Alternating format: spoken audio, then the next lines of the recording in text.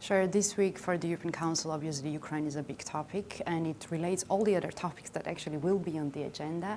So the big question is what is the EU's plan in a way to put Ukraine in a strong position for potential negotiations with all these unpredictabilities and all the geopolitical shifts thanks to Trump's comeback. All the gap that we may have if Trump pulls back. And then if Zelensky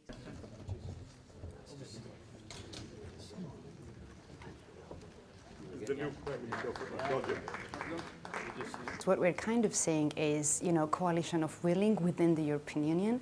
We see some member states that don't mind going to be in the minority. This is so far Hungary, but we may see that now Slovakia joins Hungary. So this is a split of the positions that we already knew existed in the EU's common and foreign security policy. This is why it has not developed, and this is why EU could not develop as a security union until now. But right now, this is a really, vital question for the survival of the union. So now the split of opinions really, really matters. Madam President, it's good to see you. Did you receive my letter? Of course. Very constructive. So we already saw that Kaja Kallas has proposed to put together the fund for up to 40 billion to step up the support for Ukraine, military support mainly.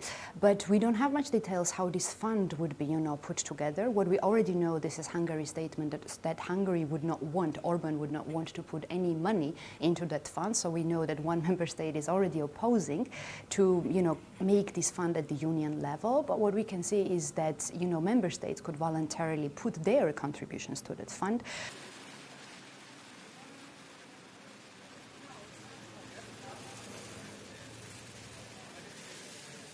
I hope that we reach a political agreement on the support for Ukraine.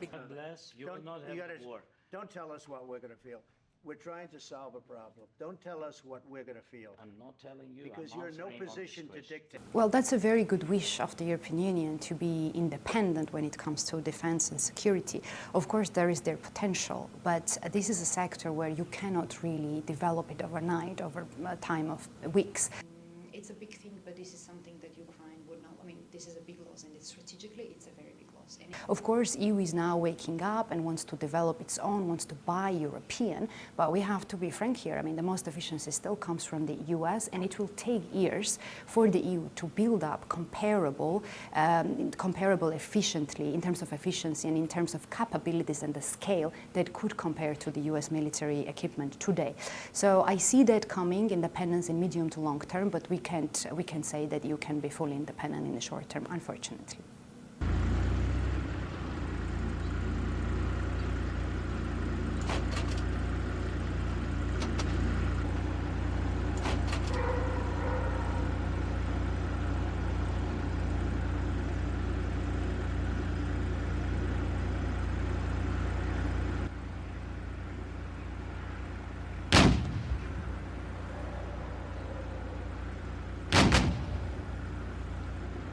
And of course, trade war is something that is also happening at the same time when all these security crises in Europe, and it's very important for Brussels to keep, good relations with the Trump administration. But this is something, of course, that you cannot swallow, right? This is very unfair practices to impose all the tariffs to the EU.